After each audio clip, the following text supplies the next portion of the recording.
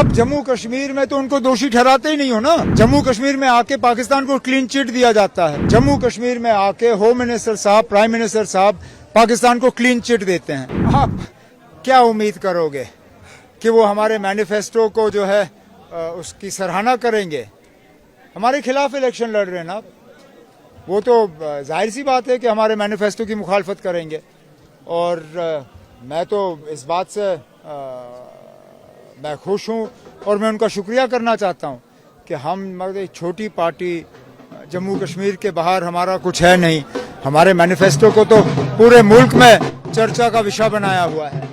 और शायद ही कोई बीजेपी का यूनियन मिनिस्टर या चीफ मिनिस्टर ऐसा नहीं है जिसने हमारे मैनिफेस्टो के हवाले से बात ना की हो। तो मैं बीजेपी का बेहद शुक्रगुजार हूं। उमर साहब, काफी टारगेट किया जाता है, आपको काफी स्पीच में नाम लिया जाता है, चाहे वो होम मिनिस्टर हो चाहे प्रधानमंत्री हो। क्या कहना चाहेंगे कि वो कहते हैं ना, कुछ तो है कि हस्ती मिटती नहीं हमारी। ठीक है ना। अब ये भी अब इतने साल हुकूमत से बाहर रहने के बाद भी अगर वजीर आजम साहब, होम मिनिस्टर साहब मुझे याद करते हैं तो कुछ तो मैंने ठीक किया होगा। मिलिटेंसी पे आपको आरोप लगाए जाते हैं कि एमसी कांग्रेस जो है मिलिटेंसी की जिम्मेदार है। पहले तो ना बीजेपी जो आज जम्मू में हाल है, जो आज जम्मू में मिलिटेंसी है, जो आज जगह जगह हमारे बहादुर फौजियों को निशाना बनाया जा रहा है, उसका जवाब देना आप। बताएं ना, 2014 के बाद जम्मू में मिलिटेंसी क्यों फैली? पिछले 3 साल में अचानक मिलिटेंसी का ग्राफ ऊपर क्यों गया? कोई ऐसा इलाका नहीं है जम्मू का जहां हमले नहीं होते, चाहे वो चिनाब हो, पीर पंचाल हो, रियासी हो, कटरा हो, कठुआ हो, उधमपुर हो, सांबा हो, हर जगह ना कहीं आपको मिलिटेंसी की खबरें आ रही हैं। ये इनका फेलियर है और उनको इस फेलियर को तस्लीम करके लोगों से इसके लिए माफी मांगनी चाहिए। क्या मानते हैं मिलिटेंसी के पीछे किसका हाथ रहे हैं? अब ये तो आपको बीजेपी से पूछना पड़ेगा, क्योंकि इसमें भी वो एक आवाज में बात नहीं करते। जब जम्मू कश्मीर में बात करते हैं तो कहते हैं इसके लिए 3 खानदान जिम्मेदार हैं, लेकिन जब जम्मू कश्मीर के बाहर बात करते हैं तो कहते हैं इसके लिए पाकिस्तान जिम्मेदार है। अब मुझे बताइए ना, अगर हम जिम्मेदार हैं तो आप पाकिस्तान से बात क्यों नहीं करते हो? आप बाकी मुल्क में पाकिस्तान को दोषी क्यों ठहराते हो? जम्मू कश्मीर में आप हमें दोषी ठहराते हो। कहीं ना कहीं तो इसमें मतलब कोई कॉन्ट्रडिक्शन है ना।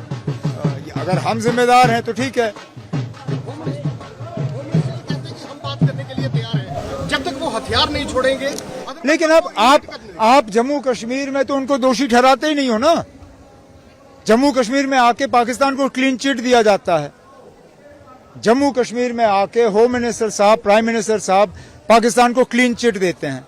अगर यहां से अगर आपने पाकिस्तान को क्लीन चिट दिया है तो आप बातचीत क्यों नहीं कर रहे हो?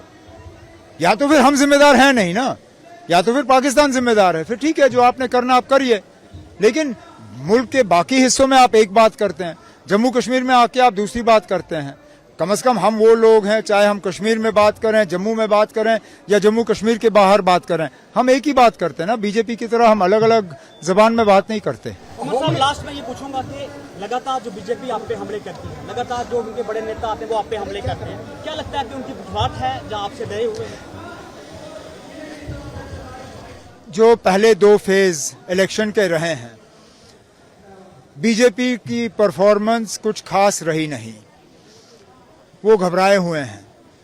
हमारे इंटरनल रिपोर्ट्स के मुताबिक नौशहरा से भी उनका जो स्टेट प्रेसिडेंट है वो शायद अपनी सीट बचा नहीं पाएगा।